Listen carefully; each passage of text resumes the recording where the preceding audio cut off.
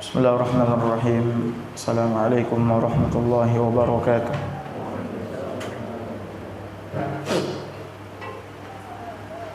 Innal hamdalillah nahmaduhu wa nasta'inuhu wa nastaghfiruh wa na'udzu billahi min shururi anfusina wa sayyiati a'malina. May yahdihillahu فلا مضل له ومن يضلل فلا هادي له أشهد أن لا إله إلا الله وحده لا شريك له وأشهد أن محمدا عبده ورسوله يا أيها الذين آمنوا اتقوا الله حق تقاته ولا تموتن إلا وأنتم مسلمون أما بعد فإن أصدق الحديث كتاب الله وخير الهدي هدي محمد صلى الله عليه وسلم وشر الأمور محدثاتها وكل محدثة بدعة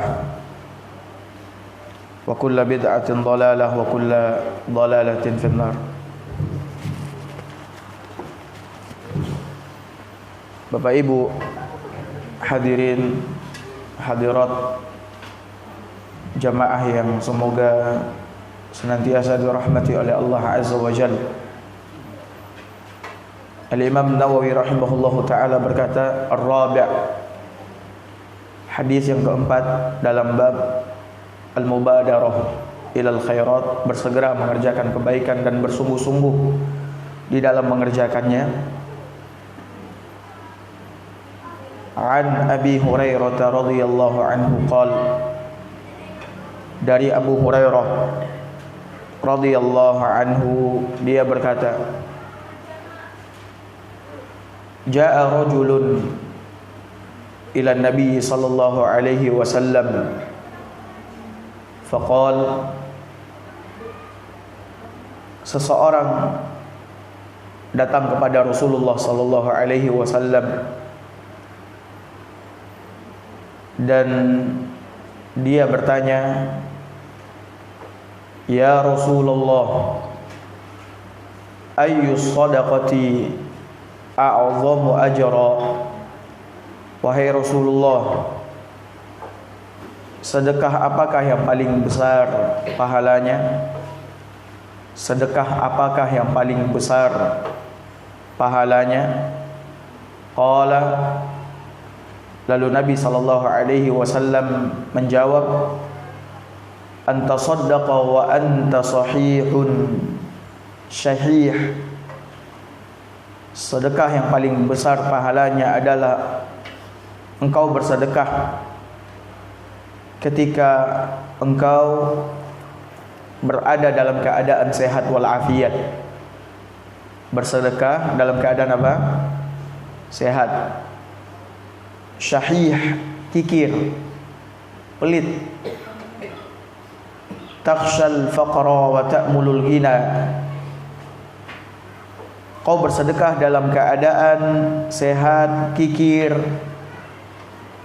tamak, takut miskin, dan sedang berambisi untuk kaya. Ya, berambisi untuk kaya. Hendaklah engkau bersedekah ketika dalam keadaan sehat, kikir lagi tamak, kemudian takut miskin, dan berambisi untuk apa? Kaya. Wala tumhil hatta iza balaghatil hulqum. Lalu Nabi SAW mengatakan, janganlah engkau menunda-nundanya, yaitu menunda-nunda mengeluarkan sedekah, memberikan sedekah, hingga apabila nyawa sudah sampai di kerongkongan atau di tenggorokan. Qulta, baru engkau mengatakan, li fulan kaza wa li fulan kadza wa qad kana li fulan. Ya, ketika nyawa sudah sampai di tenggorokan baru engkau mengatakan untuk fulan sekian, untuk fulan sekian, padahal sedekah itu memang sudah hak si fulan. Hadis muttafaqun alaih, diriwayatkan oleh Imam Al-Bukhari dan Muslim.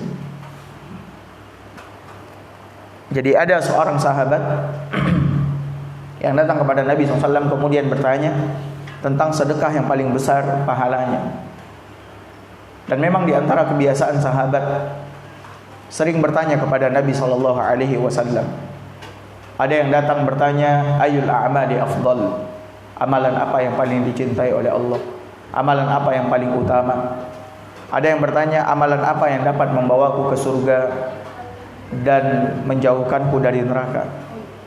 Seringkali sahabat bertanya seperti itu kepada Nabi SAW, yang menunjukkan bahwasannya mereka sangat berambisi untuk kebahagiaan akhirat, bukan kebahagiaan dunia. Dan Nabi SAW menunjuki mereka kepada apa yang mereka inginkan. Seperti dalam hadis ini, ketika mereka bertanya sedekah apa yang paling besar pahalanya, maka kita ingat sedekah yang paling besar pahalanya adalah sedekah ketika apa? 1. Sehat.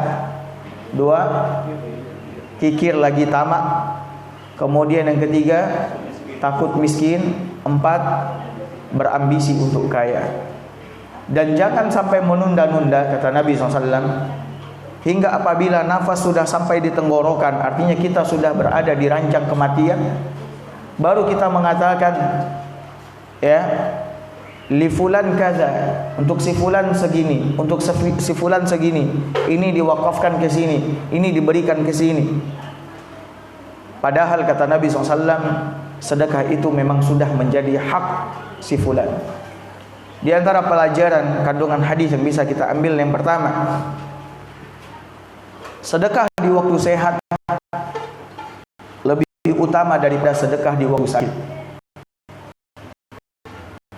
Sedekah di waktu sehat lebih utama daripada sedekah di waktu sakit. Kenapa bisa seperti itu?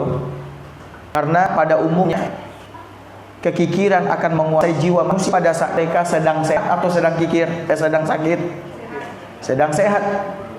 Kekikiran akan menguasai jiwa manusia ketika dia sehat, ya, ketika dia dalam keadaan sehat walafiat. Biasanya orang-orang kikir, ya, bakhil, tamak kepada harta, ya, kemudian berambisi untuk kaya.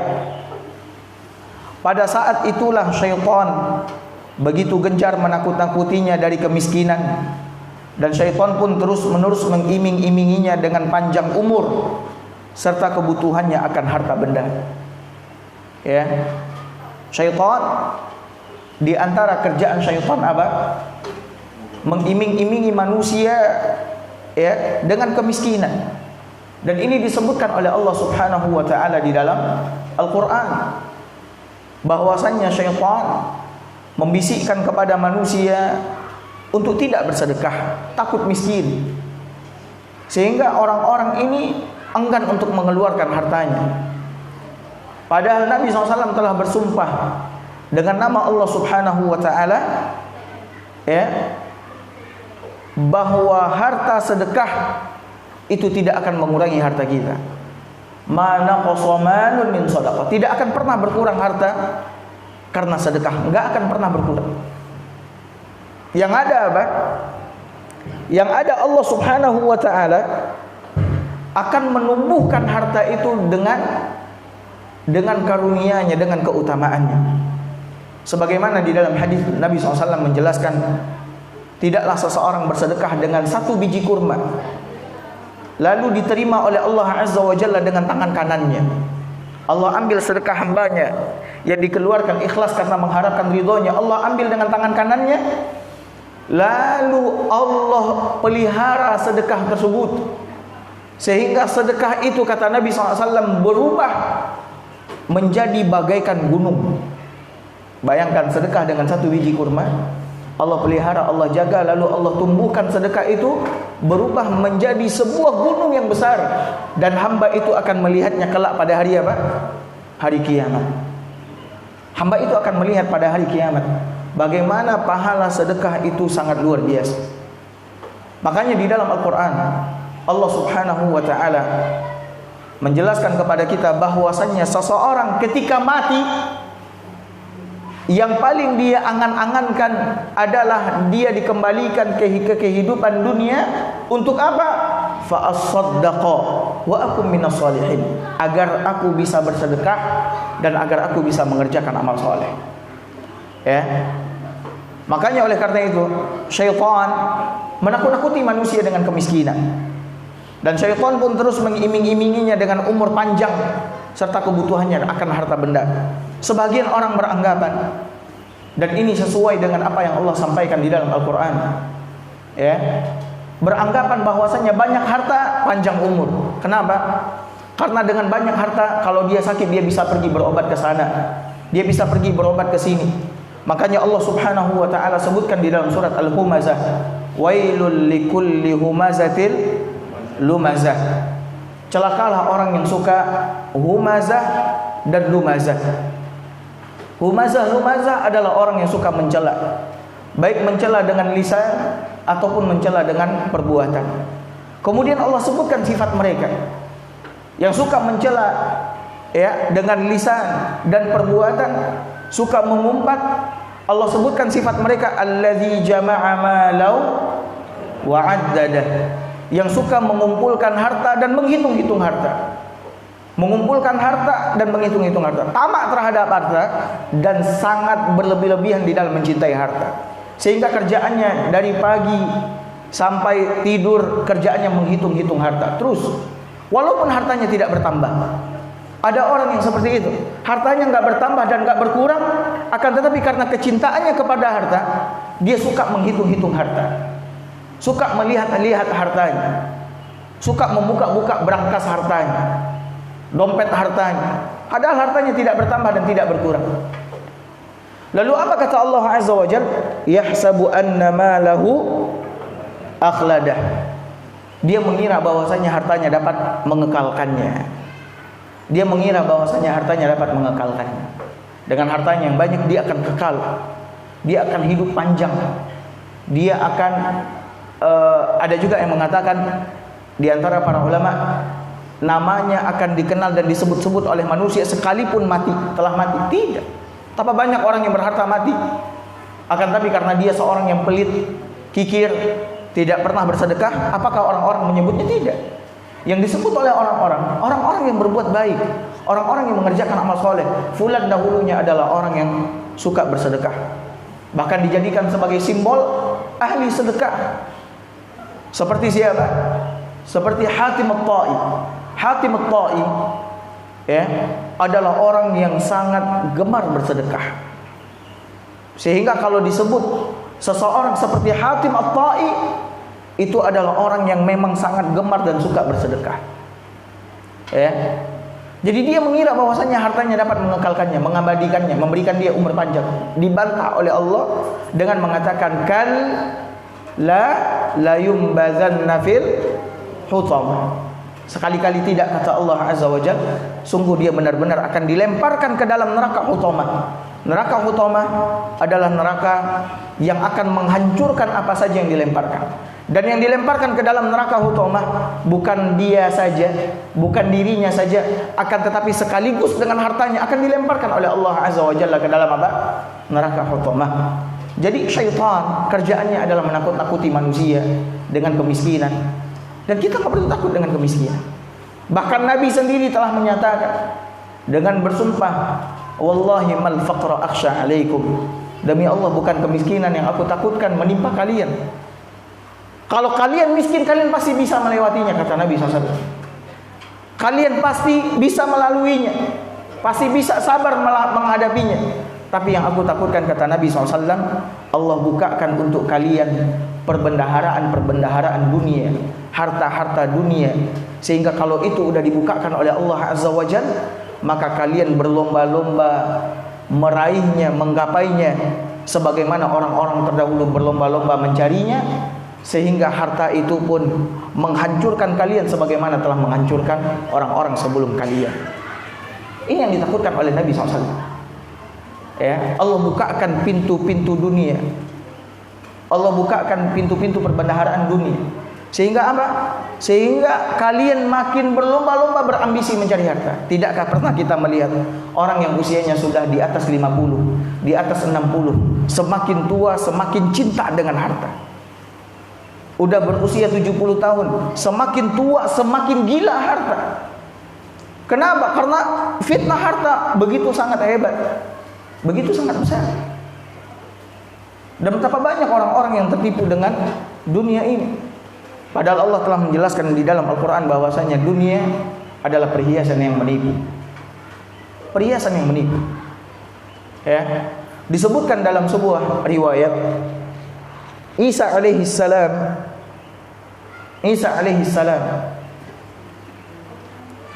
bertemu dengan dunia ini dalam rupa seorang nenek-nenek tua. Nenek-nenek tua, ya, yang sangat tua, renta, peot, ompong giginya, jelek wajahnya dan seterusnya. Nenek-nenek, akan tetapi dia memiliki perhiasan, mengenakan perhiasan, gelang, kalung, anting dan sebagainya, pakaian. Dan Isa alaihissalam itu adalah dunia. Kemudian Isa bertanya, berapa lama engkau hidup? Dia mengatakan, aku tidak tahu. Yang jelas tidak terhitung, kata dia. Kemudian, berapa orang yang sudah engkau nikahi? Kata dia juga tidak terhitung. Banyak orang-orang yang menikahiku. Lalu Isa alaihissalam bertanya, mana yang paling banyak? Orang-orang yang menikahimu atau menceraikanmu? Dia mengatakan orang-orang yang menikahiku.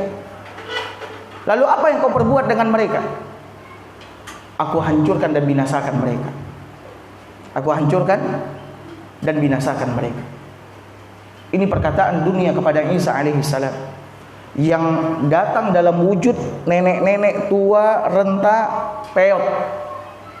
Akan tetapi dia memiliki perhiasan.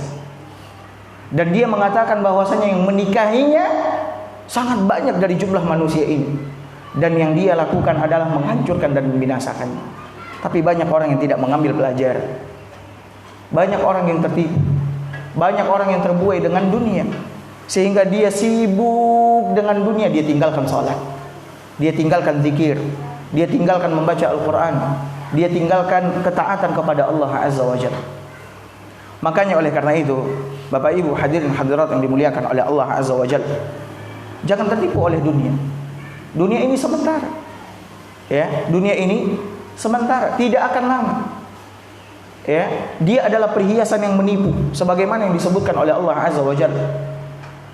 Kemudian dunia ini memang sifatnya memikat bagi orang-orang yang melihatnya dengan kasat mata. Akan tapi lihatlah dunia ini sesuai dengan kacamata syariat, pandangan Allah dan Rasul. Dia tidak lebih hina, dia tidak lebih mulia dan berharga dari sebelah sayap nyamuk. Ya, dan dia tidak lebih berharga dari seekor bangkai kambing yang disebutkan oleh Nabi sallallahu alaihi wasallam di sisi Allah Azza wa Jalla. Makanya oleh karena itu jangan tertipu oleh dunia. Kemudian Syekh mengatakan, kalau orang tersebut berkenan dan mau bersedekah, maka amal soleh ini menunjukkan kesungguhan niatnya dan juga besarnya kecintaannya kepada Allah Azza wa Jalla. Ya, ketika seseorang dalam keadaan sehat, dalam keadaan syahih, pelit, dalam keadaan berambisi untuk kaya, takut miskin, namun dia tetap bersedekah, tetap mengerjakan amal soleh dengan hartanya, maka itu menunjukkan kesungguhan niatnya dan kecintaannya yang sangat besar kepada Allah Azza wa Jalla. Makanya di dalam hadis Nabi SAW mengatakan, as-sadaqatu burhan, sedekah itu adalah bukti. Bukti apa? Bukti iman kita kepada Allah, cinta kita kepada Allah, bukti iman kita dengan hari akhirat. Sehingga kita tidak pernah menganggap harta itu sesuatu yang dapat mengabadikan kita, mengekalkan kita di dalam kehidupan ini. Berbeda dengan kondisinya ketika sakit. Kondisi seseorang ketika sakit, waktu itu seseorang cenderung melihat hartanya akan menjadi milik orang lain. Makanya orang kalau udah sakit, ringan dan mudah baginya untuk apa? Bersedekah, mengeluarkan harta. Kenapa? Karena dia takut mati. Dia takut mati. Ya, kalau dia mati, dia butuh kepada kebaikan sedekah, maka dia sedekahkan hartanya. Dan dia juga memandang bahwasanya itu harta sebentar lagi akan menjadi milik orang lain. Sebelum itu akan diperebutkan oleh orang lain, ya, maka dia sedekahkan hartanya. Dia sedekahkan hartanya. Ya. Karena kondisi ketika seseorang sakit, ya, dalam keadaan sakit, sangat mudah baginya, ringan baginya untuk apa? Untuk bersedekah. Makanya oleh karena itu jangan tunggu kita bersedekah ketika apa? Sakit. Karena nilai sedekah ketika sakit berbeda dengan nilai sedekah ketika apa? Sehat. Dan Nabi telah jelaskan dalam hadis ini. Sedekah yang paling besar pahalanya adalah engkau bersedekah ketika sehat. Cepat maupun lambat, harta itu akan menjadi milik orang lain ketika kita sakit. Sehingga nilai sedekah pada waktu itu berkurang. Ya, nilai sedekah pada waktu itu berkurang. Kemudian yang kedua, anjuran untuk segera berbuat baik dan bersedekah sebelum ajal tiba. Sebelum ajal tiba, maka perbanyaklah berbuat baik. Di antaranya adalah apa? Bersedekah. Di antaranya adalah apa? Bersedekah. Ajal ini Bapak Ibu sekalian adalah rahasia Allah Subhanahu wa taala. Tidak ada yang tahu kapan seseorang akan meninggalkan kehidupan dunia ini. Maka oleh karena itu, persiapkan diri kita. Ya, persiapkan diri kita untuk menghadapi kematian ini. Dan kita, ya, di dalam kehidupan ini, apapun aktivitas kita, pekerjaan kita, hakikatnya adalah apa? Hakikatnya adalah semakin mendekatkan kita kepada liang lahat. Makanya oleh karena itu hadis sebelumnya yang pernah kita bacakan, manfaatkan 5 hal sebelum datang yang 5, itu diingat baik-baik. Nah, di antaranya seperti yang disebutkan oleh Nabi SAW di dalam hadis ini, kekayaanmu sebelum datang kefakiran, kemiskinan. Maka selagi kita memiliki harta yang berlebih, sekali lagi, harta yang berlebih dari kebutuhan pokok, dari kebutuhan kecukupan kita, maka itu sedekahkan. Jangan kita beranggapan saya tidak termasuk orang yang berhak mengeluarkan sedekah, justru saya yang berhak menerima sedekah. Tidak. Ketika kita memiliki, ya, harta melebihi kecukupan kita, maka itu adalah sedekah yang paling afdal. Sebagaimana di dalam Al-Quran Allah sebutkan ketika ada orang yang bertanya kepada Nabi SAW, wa yas'alunaka madza yunfikun, mereka bertanya kepadamu, harta apa yang mesti mereka infakkan, yang mesti mereka sedekahkan? Apa jawaban Allah? Qulil af. Katakan kepada mereka, yang mereka sedekahkan, yang mereka infakkan adalah harta yang berlebih dari apa? Kecukupan. Kira-kira kalau kita punya harta 2 juta, 3 juta, itu udah lebih dari kecukupan atau tidak? Lebih dari kecukupan. Kenapa kita tidak bersedekah? Kenapa kita tidak mengeluarkan sedekah? Ya, sedekah. Walaupun sedikit tapi rutin terus bersedekah, ya, dengan niat yang ikhlas, mengharapkan pahala di sisi Allah Subhanahu wa taala. Tapi mungkin sampai di sini, insyaallah kita lanjutkan di hari Senin. Dan ada sarapan, ya, alhamdulillah ada sarapan. Bapak Ibu diharapkan duduk dulu di musalla. Barakallahu fikum, sallallahu ala nabiyyina Muhammad wa ala alihi wa sahbihi wasallam. Assalamualaikum warahmatullahi wabarakatuh.